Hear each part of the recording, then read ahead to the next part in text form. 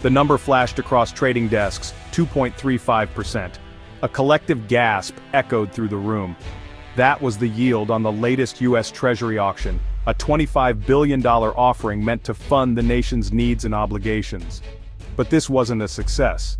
This was a disaster of monumental proportions. Investors, the lifeblood of government borrowing, had spoken loudly and clearly.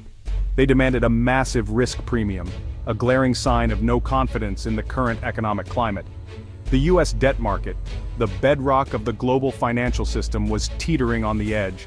This wasn't some small technical blip, this was an earthquake shaking the very foundations of financial stability. A clear signal that something was deeply wrong, a harbinger of potential turmoil. The world was used to relying on U.S. debt, a safe haven in times of trouble and uncertainty. But that image was shattered, leaving investors scrambling for alternatives. The auction's failure sent shockwaves through Wall Street, a tremor felt across the globe. Panic set in, spreading like wildfire. Was this the beginning of the end? The implications were enormous and far-reaching. A failed auction meant higher borrowing costs for the U.S. government, straining the national budget. Higher costs meant less money for vital programs, for infrastructure, for everything that keeps the country running smoothly. It meant a weaker dollar, eroding purchasing power and stoking inflation, affecting everyday Americans. The American dream, built on economic strength and stability, was suddenly looking vulnerable and uncertain. Just days before the disastrous auction, President Trump made a move no one saw coming. He announced a complete reversal of his China tariffs. These tariffs, a hallmark of his trade war, were suddenly gone. The very tariffs he argued were bringing China to its knees. The tariffs he claimed were boosting American manufacturing. Gone.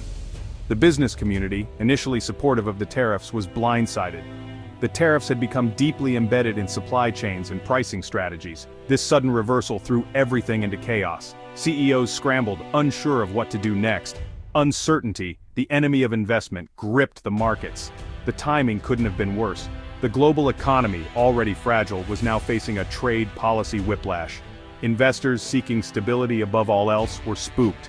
Trump's move, intended to be a bold power play, backfired spectacularly. It only underscored the unpredictable nature of his administration. Trust, once broken, is hard to regain, and the markets had lost their trust. On Wall Street, the mood was grim, a palpable sense of dread hanging in the air. Traders huddled around terminals, their faces illuminated by the flickering glow of falling numbers, each drop a blow to their confidence. The Dow Jones plunged over 1,000 points, a staggering drop that sent shockwaves through the financial world. The Nasdaq suffered its worst day in history, a day that would be remembered for its unprecedented losses. Panic selling gripped the market, a stampede for the exits as fear took hold. This wasn't just a correction, this was a full-blown crisis, a meltdown of epic proportions. Analysts, normally measured in their pronouncements, were openly expressing alarm, their voices tinged with worry. "This is unprecedented," one veteran trader was quoted as saying, his face etched with concern. "The market is telling us it has absolutely no faith in the future, a future that now seemed uncertain." Phone lines buzzed as investors desperately sought answers, their voices filled with desperation. But there were none to be found, only silence and confusion. Only more questions, more uncertainty, more fear, a fear that was spreading rapidly. The fear wasn't just confined to Wall Street, it was spreading to every corner of the country. Main Street felt it too. Retirement accounts dwindled, college funds evaporated, dreams shattered. The American dream, once so tantalizingly close, seemed to be slipping away, out of reach for many. The confidence that had fueled the longest bull market in history was gone, replaced by a gnawing anxiety. Replaced by a gnawing anxiety about the future, a future that now seemed more uncertain than ever before.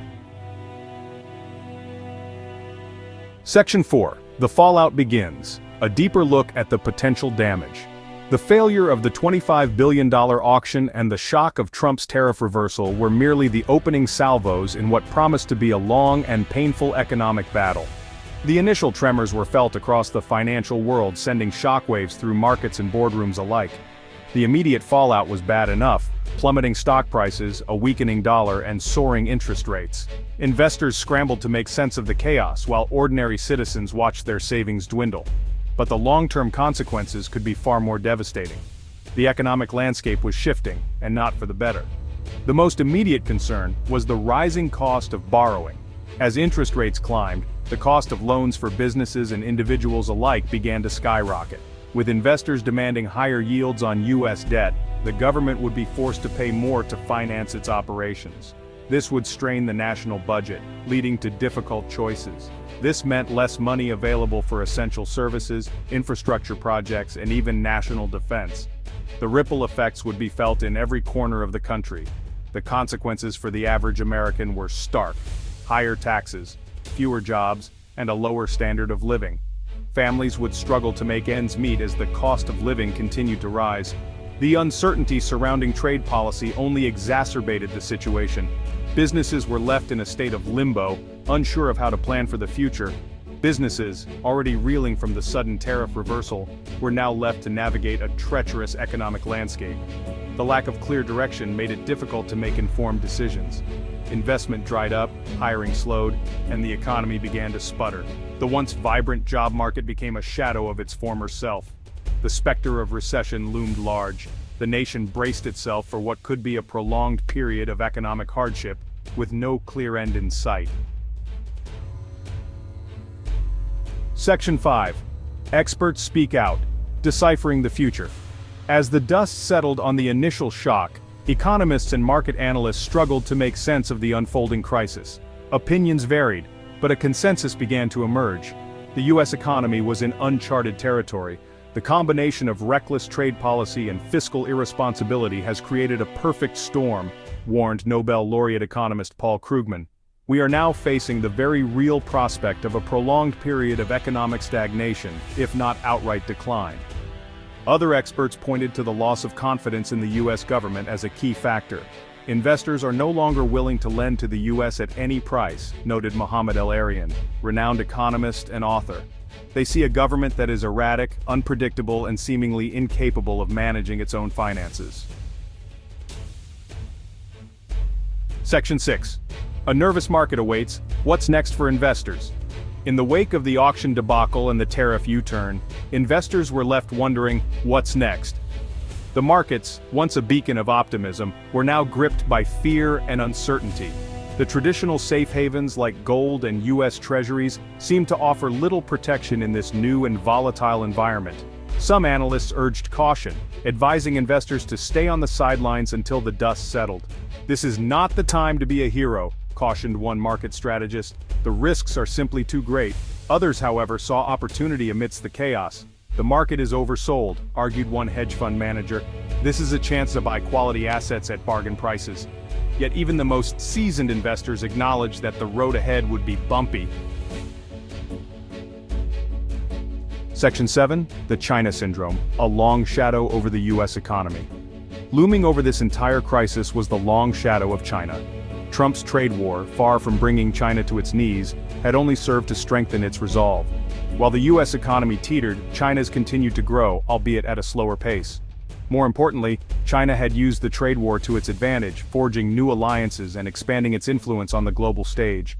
The U.S. meanwhile found itself increasingly isolated, its reputation as a reliable economic partner tarnished.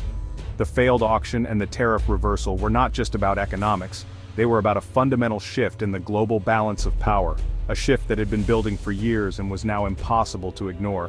The U.S., once the undisputed leader of the free world, was now facing a future where its economic and political dominance was no longer assured.